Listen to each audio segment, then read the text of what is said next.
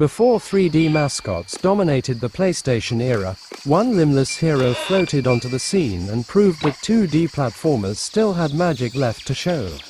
That hero was Rayman. Released in 1995, Rayman on the PS1 wasn't just another side-scroller.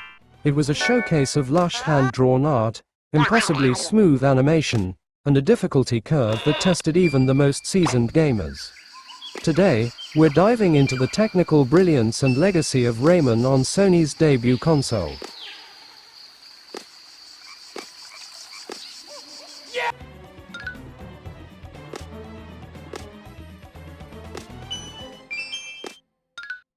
Rayman was born from the mind of Michel Ancel, who wanted to create a character without arms and legs so animating movement would be simpler and more expressive.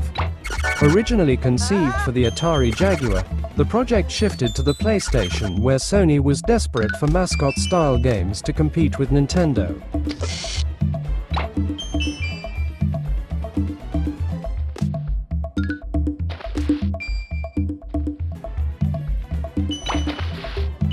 At a time when many developers were rushing into 3D, Ubisoft doubled down on 2D artistry. This bold choice paid off. Rayman became not only one of the earliest PlayStation titles, but also one of its most visually stunning. Rayman's art direction is its crown jewel. Using richly painted backgrounds and multi-layered parallax scrolling, the game delivered depth and vibrancy that almost felt like a playable cartoon.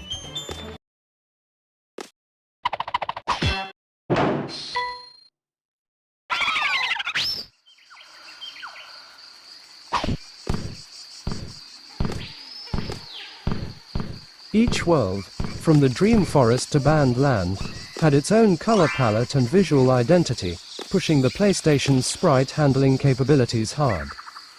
Animations were fluid thanks to meticulous framework. Rayman's punches, his goofy expressions, even the way enemies wobbled before defeat, it all carried personality. This was 2D platforming presented at near arcade quality on a home console. At its core, Rayman is deceptively simple. Run, jump, and attack with Rayman's extendable fists.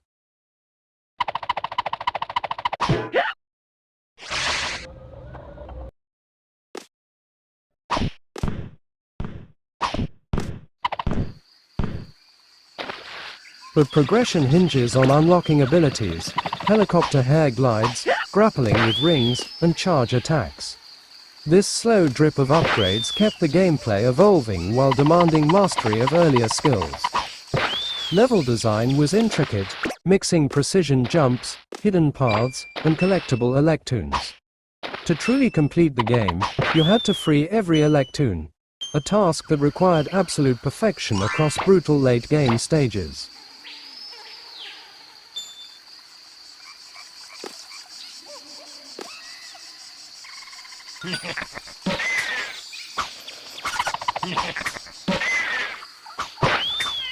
Rayman earned a reputation for its punishing difficulty.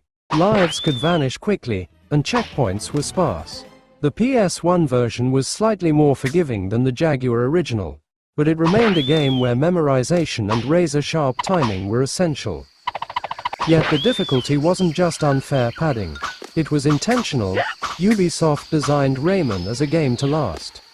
At a time when players expected dozens of hours from their purchase, the challenge ensured longevity. For some, it was frustrating. For others, deeply rewarding.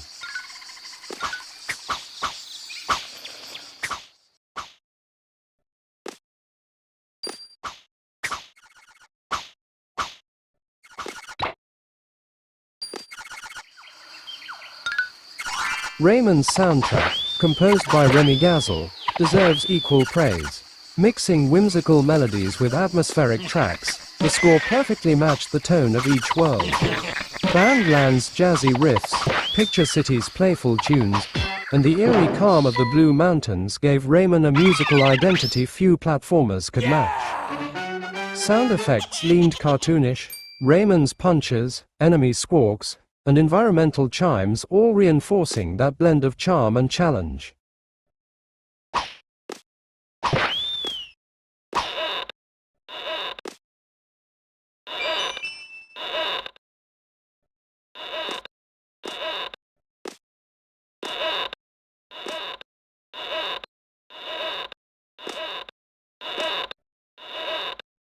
Technically, Rayman ran beautifully on the PlayStation. While most PS1 games relied on 3D polygons and suffered from jagged edges and texture warping, Rayman sidestepped those issues with 2D artwork. The result, a game that still looks clean today, even decades later.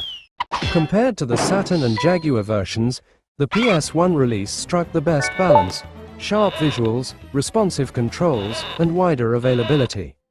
It quickly became one of the console's early bestsellers.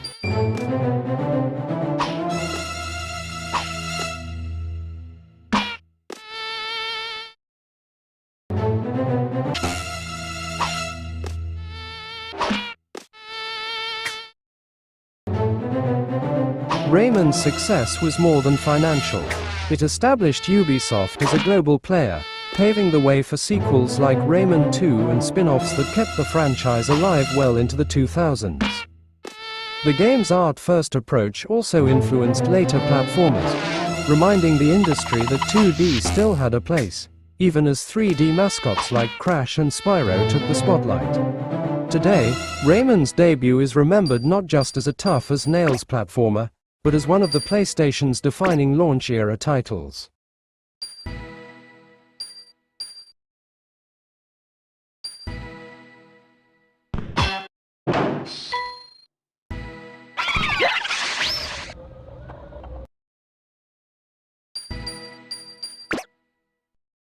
So when you revisit Rayman on PS1, what stands out isn't just the challenge, it's the artistry. The hand-drawn visuals, the playful soundtrack, and the purity of design all come together into a package that feels timeless. But I want to know what you think. Did Rayman's difficulty push you away, or did it make finally beating those brutal levels all the sweeter?